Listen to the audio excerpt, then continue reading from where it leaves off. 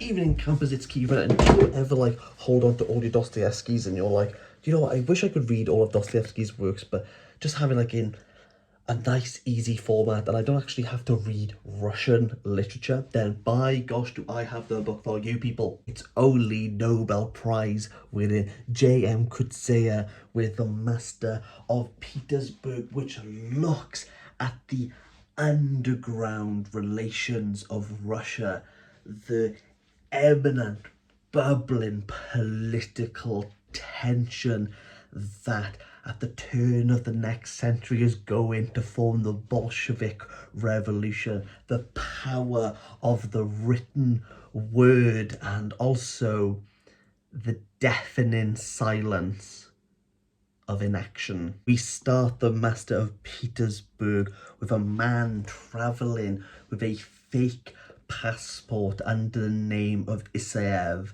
and he's looking for his son who has committed suicide, but the truth is always stranger than it seems with Coetzee. His son Pavel is what the Russians call a misadventure, their term for killing themselves. But it's possible that due to his political alliances and his propaganda, possibly might have been killed by the police or some other political networks. We know absolutely nothing about this stranger as he approaches his son's landlady to collect his things, distraught, full of grief, emotions rife from the offset. This strange man calling himself Isaev lays on the bed, wears his son's clothes, tries to smell the pillow to get some scent of him, get some memories of a soul who is not here.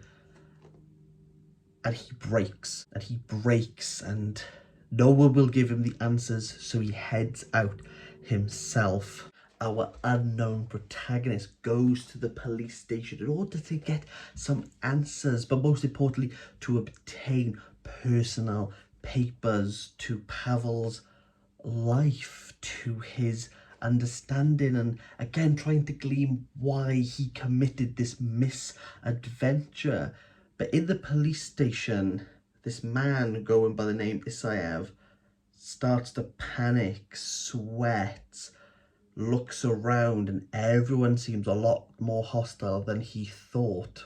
It's only then that Coetzee reveals that it's Dostoevsky himself, that famed Russian writer known for the best works that 19th century Russia has to offer, the man who delved in the underbelly of Russia, who he himself was a political fugitive and at gunpoint ready to be killed. The Tsar pardons the deaf, and Dostoevsky is a man whose mind is scattered, is in utter disbelief, and all that grit is pushed into his novels. Coetzee at his very best adds fuel to Dostoevsky's fire, and we see this man trying to figure out why once again life has cut him short. All those famed characters, Raskolnikov, Shmidagailov, Alyosha, Ivan, the underground man, all is it's just a pastiche to everything that Dostoevsky did. If Coetzee had merely just written a story about Dostoevsky dealing with the grief of his son and re-emphasizing, reaffirming the difficulties that Dostoevsky went through and challenged him in his own novels, it would be enough to say this is a brilliant novel. For Coetzee, once again, that genius is only telling you half the story. What is true is that Fyodor Dostoevsky was the stepfather to Pavel. Dostoevsky was himself a political prisoner for going against what the Tsar wanted. But Pavel in real life outlived Dostoevsky. So why is Coetzee telling us that Pavel killed himself when that isn't true? After doing some Googling, it's Coetzee. Coetzee had a son at 23, died due to a fatal accident. So Coetzee is really exploring his own grief, and it's personal. And every sentence that talks about death and trying to understand what it is to lose a child, it feels as though Coetzee is in a pub with you, talking one-to-one, heart-to-heart. The prose is raw, and with each page turn you catch yourself a melancholia. You feel as though someone close to you has passed away, but like Dostoevsky, you don't know Pavel. Dostoevsky was in Dresden when Pavel had his misadventure. You're finding out about Pavel's true life as Dostoevsky is. So what was Pavel's true life? The central antagonist is Nekhaev, who is again a true person, a political figure, a nihilistic terrorist who wanted a revolution in every way possible. Down with the Tsar, down with the monarchy. He wanted a true uprising of the Russian people, and Pavel is oh so close to Nekhaev. Dostoevsky wants to help the police, but is soon embroiled in this terrorist group action to incite violence, incite change, incite revolution. Coetzee is able to make these conversations fresh and applicable to a modern audience. Propaganda, rhetoric, the want to usurp change is great,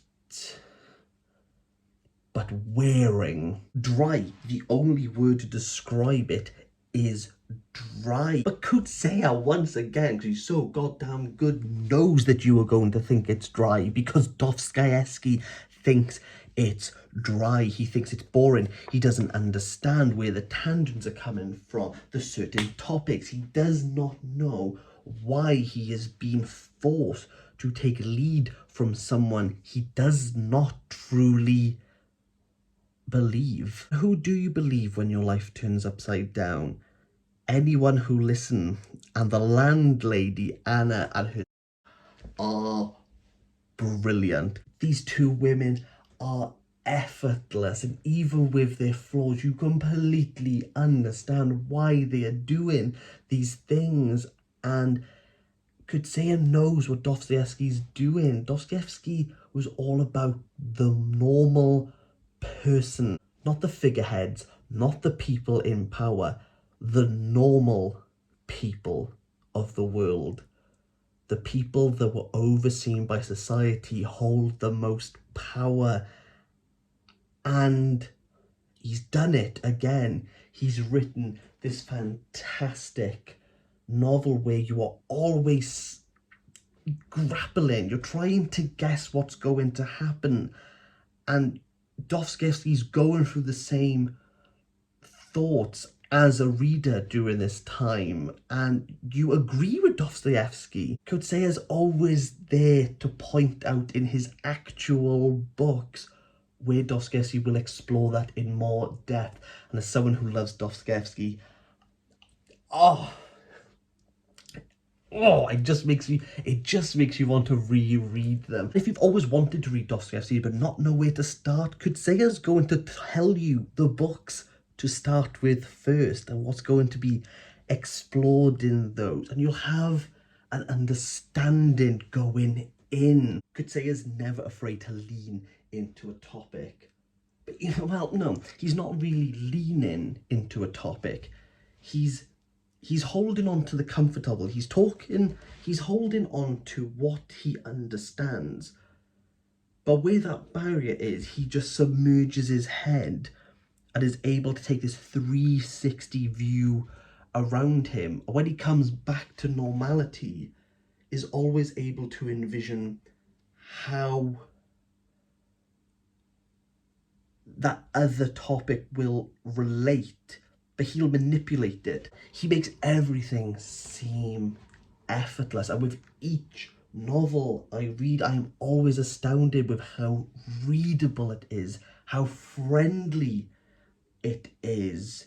It talks about deep topics, but he's just able to manipulate and mold you to come out by the last pages understanding everything that's gone on. For an author whose topics are difficult and whose works are difficult, he's just so easy to get on with. And if you've not read any Coetzee, go and read Coetzee. For me, it's a 7 out of 10. Again, those political conversations at times dragged on just a little bit too far, and you could feel the locomotives starting to struggle. But if you've never read a Coetzee, go out and read a Coetzee. You will never be as astonished with how readable this man is, and a true